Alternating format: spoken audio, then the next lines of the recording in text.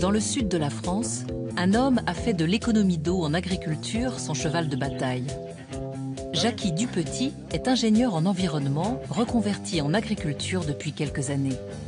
Son combat pour parvenir à cultiver sa terre sans trop dépenser d'eau a commencé après l'été 2003. À cette époque, une terrible canicule s'abat sur la France et Jacky perd toutes ses récoltes. Où on est là, j'avais du blé, mais quand j'ai voulu le moissonner, il n'y avait pas de grains dedans. Donc c'était la sonnette d'alarme, quoi. Si on n'est même pas capable de faire pousser des céréales, on se pose des questions sur le choix de vie qu'on a fait, quoi. Faire de l'agriculture et se retrouver à ne plus récolter, c'est pas vivable, c'est pas tenable. Il n'était pas en très bonne santé, lui. Hein. Ouais, il était vraiment malade. Pour Jacky, l'événement sonne comme un déclic. Il veut trouver un moyen de cultiver ses terres avec un minimum d'irrigation. Mais sur les plateaux calcaires qui jalonnent sa région, le sol est aride. Jacky découvre alors une toute nouvelle technique mise au point au Canada. Son nom, le BRF, comme bois raméal fragmenté. Cette méthode étonnante utilise comme élément de base le rameau. Ces petites branches d'arbres poussent au cours de l'année et sont riches en nutriments, sucre essentiel à la croissance des plantes. En fait, là, je coupe toutes les petites branches, hein, qui ont encore des feuilles, mais les feuilles là sont vraiment en train de changer. On voit, hein, là, la feuille est en train de devenir marron. Donc, elles tiennent plus au rameau.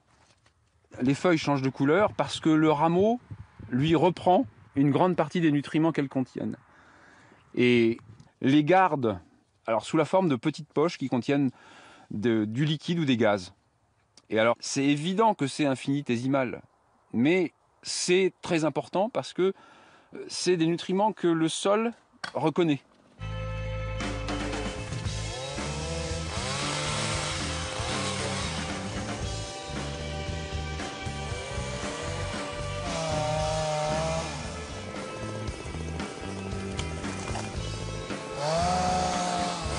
À côté de ces cultures, Jacky a laissé en jachère un champ dans lequel il laisse des arbres se développer.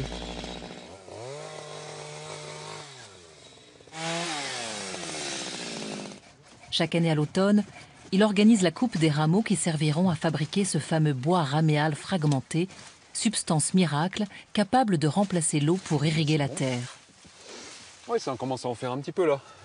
Les rameaux qu'il prélève peuvent provenir de presque toutes les espèces d'arbres. Seule condition, que leur diamètre soit inférieur à 7 cm, car il faut ensuite broyer immédiatement les jeunes pousses pour les réduire en copeaux.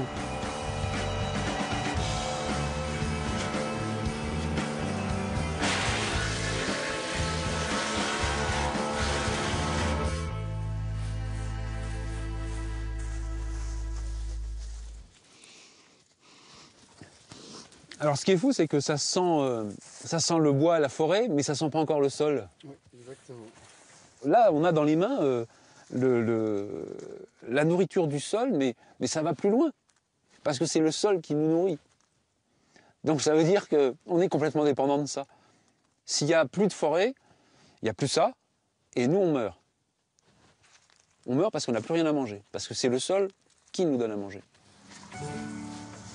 Alors, on est vraiment sur le calibrage idéal, hein, avec une machine comme ça, c'est...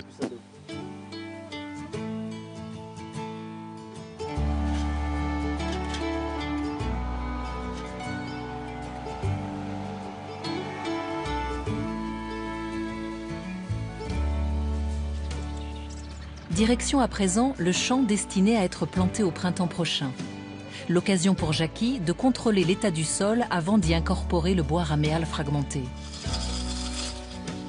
Mais j'ai quand même bien envie là, de donner un petit coup de grelinette pour voir comment c'est là-dessous.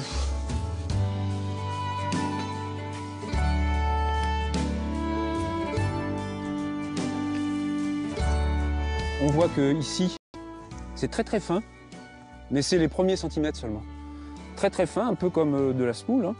Mais 3-4 cm, même pas, 2-3 cm, on commence à tomber sur plutôt des blocs qui ne sont pas le sol idéal pour faire pousser des plantes, quoi. Là, on est bien c'est bien pour de la prairie.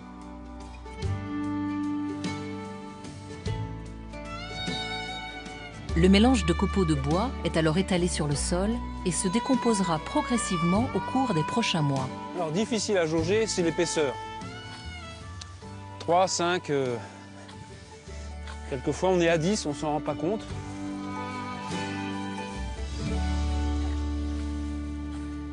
En termes simples, on va dire qu'on fait un copier-coller du sol de la forêt vers le sol du jardin. Et ça permet au sol du jardin ou du champ de retrouver sa mémoire, de retrouver son état initial de forêt autonome, sans intervention humaine.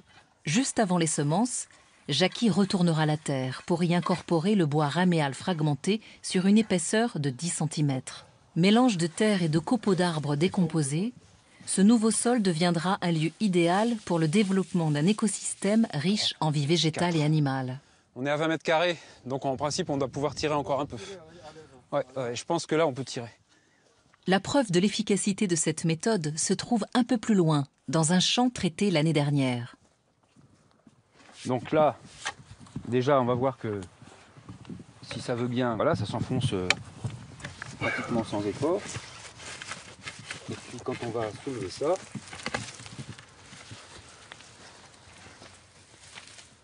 alors un ver de terre typique, des sols forestiers.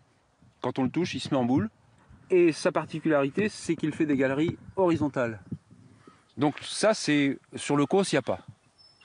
C'est vraiment ver de litière forestière. Plus on a de vie dans le sol, plus on a d'eau. Plus le sol est aéré, plus on a d'humus, plus l'eau va s'associer à l'humus. 300 mètres cubes de broyat, ça représente 19 tonnes d'humus. Et quand on sait que 1 gramme d'humus est capable de retenir 12 grammes d'eau, on fait un vrai château d'eau à l'abri de l'évaporation et à l'abri du drainage. C'est à mon avis 70 à 80% d'économie d'eau. Depuis près de 10 ans, Jackie n'irrigue pratiquement plus ses cultures. Même pendant les années de sécheresse, il parvient à cultiver des tomates, du blé, des cultures gourmandes en eau, a priori très mal adaptées aux conditions arides des plateaux du Lot. Un délice. Cette technique venue du Québec se développe à présent en Afrique. Jackie reçoit régulièrement des agriculteurs du Burkina Faso pour les former à l'utilisation du bois raméal fragmenté. C'est l'avenir pour reconquérir des zones qui sont devenues désertiques. Edmonzongo au Burkina Faso est capable de faire pousser sur de la latérite, du mil et du sorgho. Ça fonctionne en Ukraine, à Madagascar, en Afrique, au Brésil, en Indonésie, à Saint-Domingue. Et la démonstration a été époustouflante, quoi. En Afrique, comme ailleurs sur la planète, le bois raméal fragmenté permettra peut-être demain de redonner vie à des sols épuisés par la sécheresse et l'agriculture intensive. Il permettra aussi de rendre fertiles des zones aujourd'hui incultivables en dépensant le moins d'eau possible. Mais cette technique nécessite une grande quantité d'arbres. Si elle est vouée à se développer dans de nombreuses régions du globe, elle ne peut être la seule solution pour économiser l'eau en agriculture.